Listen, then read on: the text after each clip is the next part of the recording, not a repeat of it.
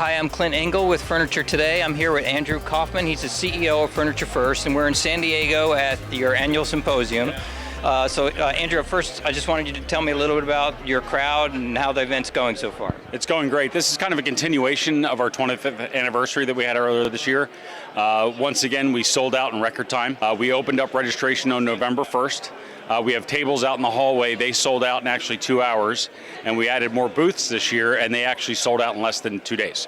So for the last 3 years, we've gotten bigger venues, but we're still selling out in less than 2 days. So that's great for us. That's great. So you told me, I think there's over 300 people here. About 340. I wanted to talk to you a little bit about some of the things going on in the industry right now, starting with tariffs and the recent announcement that they've gone to 25. I wonder if you've gotten a read from your supplier partners and your retailers about what it means going forward. Yeah, I think the first thing is that unlike the last time in September, there really wasn't a warning. From our vendors, they're trying to do everything they can to absorb as much of it as they can. Our members, realize that a tariff is not something the vendor wants to do. It's not their decision.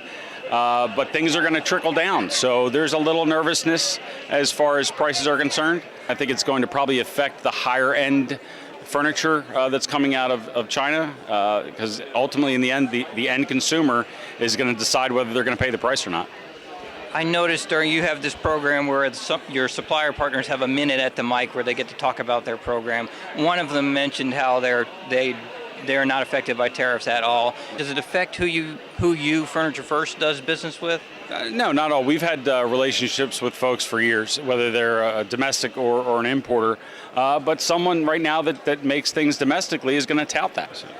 I also wanted to ask you about, you have a bedding program, Mattress First, but in the past, a little over 6 months, we've had sort of a collapse of top 100 bedding specialty operations. Does the collapse say something about the bedding business in general? I don't think it says anything about the bedding business in general. I think it has to do with the type of model that those people were trying to propagate. The difference between that type of operation, what our members have is our members' guests are guests. They're not just a number coming into a chain store because somebody needs to meet their quota that day. Our Mattress First stores are doing very well. We've had it since 2013.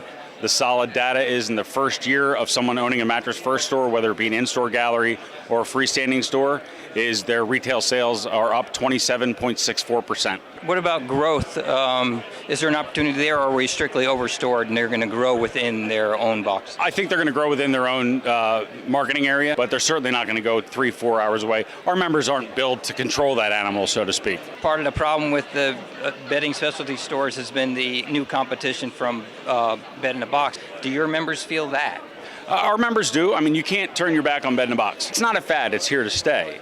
But I still think that for those people that want Bed in a Box and want the cheap queens on Amazon, they're going to get them. But if you have someone who does want to lay down on a bed and get the experience, which is primary, our members should also have Bed in a Box options. Jumping back to the show for a second, we're only halfway through, maybe not quite halfway through. Is anything stand out to you?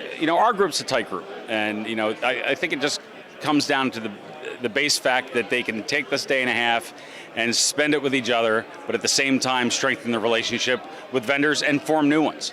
One of our vendors told me this morning that they were able to sign up as a customer 2 of our members that they've been trying to go after for a year. It just takes the face-to-face time. Great, Andrew. Thank you very much. Thank you. Appreciate you taking the time. Appreciate it.